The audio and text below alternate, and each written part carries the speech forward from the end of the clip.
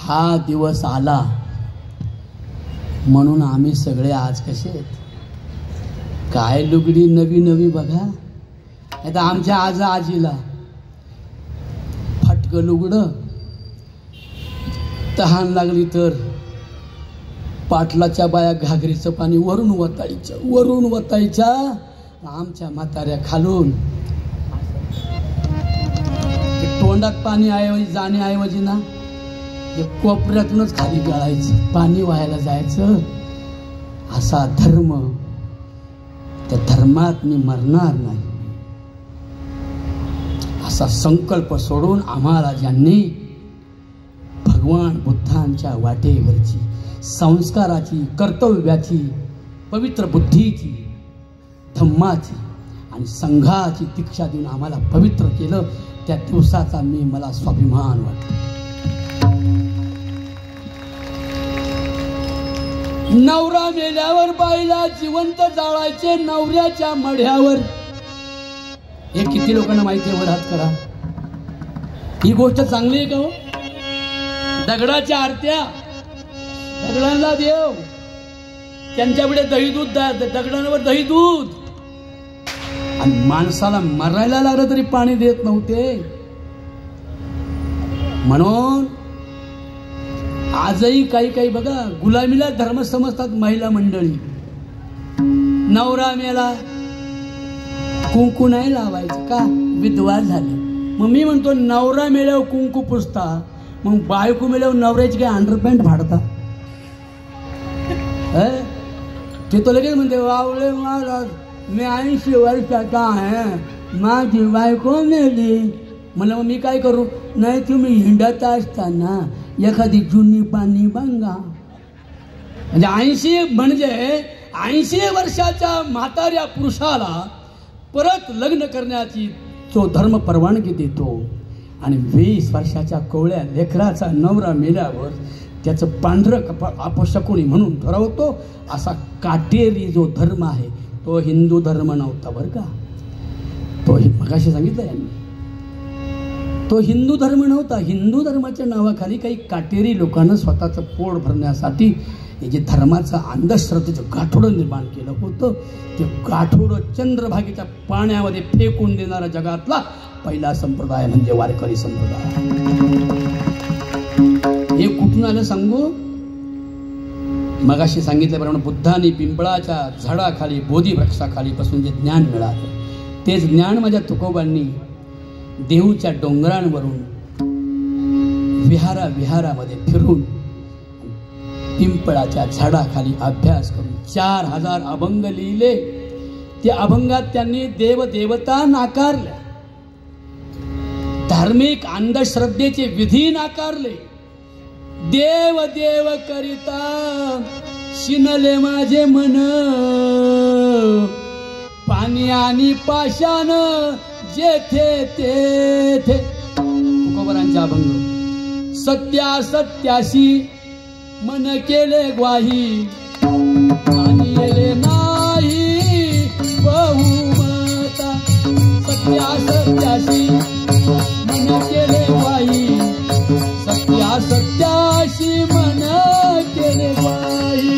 सत्यासत्याशी मन केले ग्वाही, सत्यासत्याशी मन केले ग्वाही. सत्यासत्याशी मन केले ग्वाही, सत्यासत्याशी मन केले ग्वाही. मानिले नाही बहुमता बहुमता बहुमता. तुकोबाराय म्हणतात माझा गुरु एकच, संत नामदेव महाराज.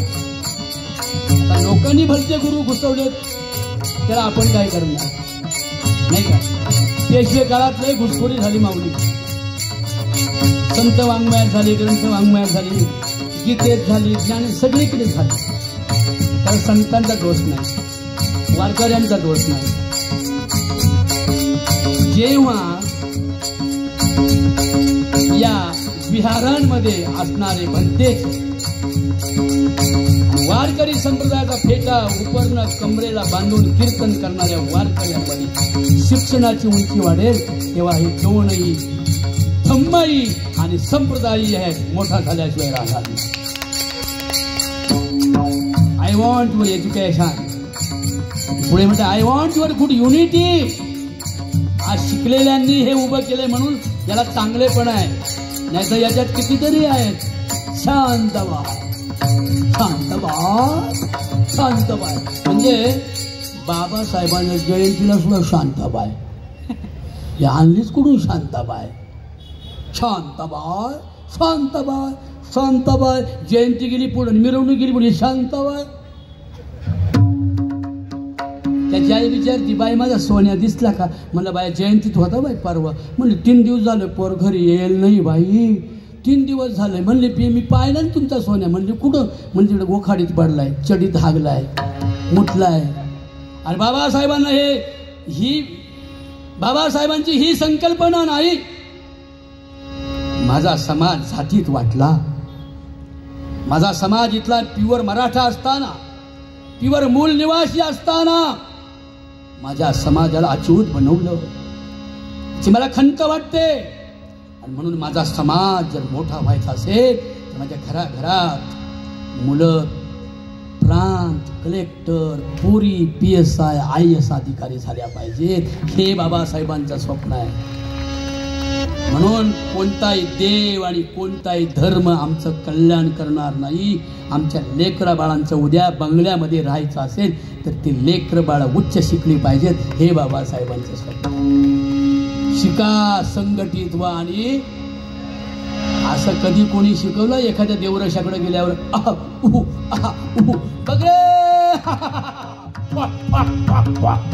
लोक म्हणतात लय कडक वार रे, बघ रे बालका, तू का नाही तुझी पोरगी आणि तुझा पोरगा उच्च शिक्षित पण जमिनी विक, फाटके कपडे घाल, फाटक्या परातीत जेव, पण तुझ्या मुला मुलींना शिकव. अशी मर्यादा सांगती का हो?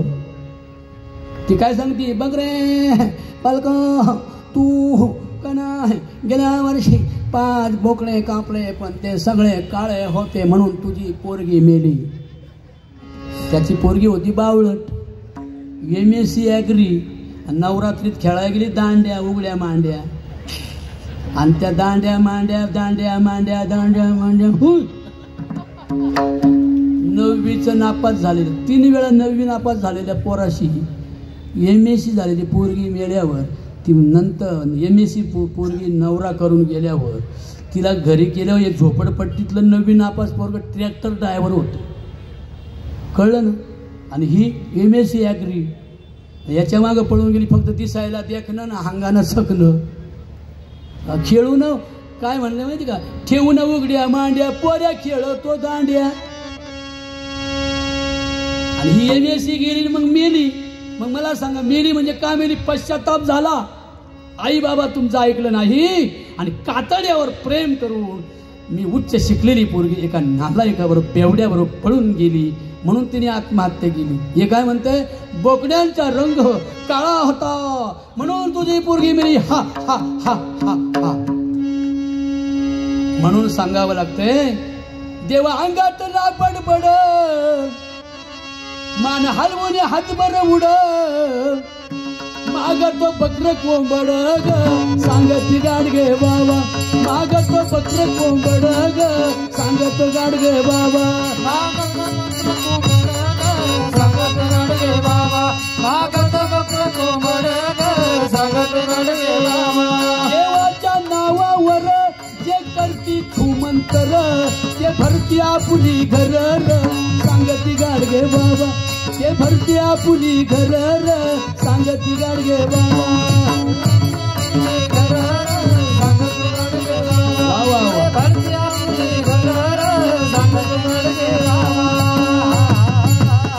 आपण बराच वेळ बसला, एक 10 मिनिटात पंचशील सांगतो. तुकोबा आणि वारकरी संप्रदाय आणि बुद्ध धम्म कसा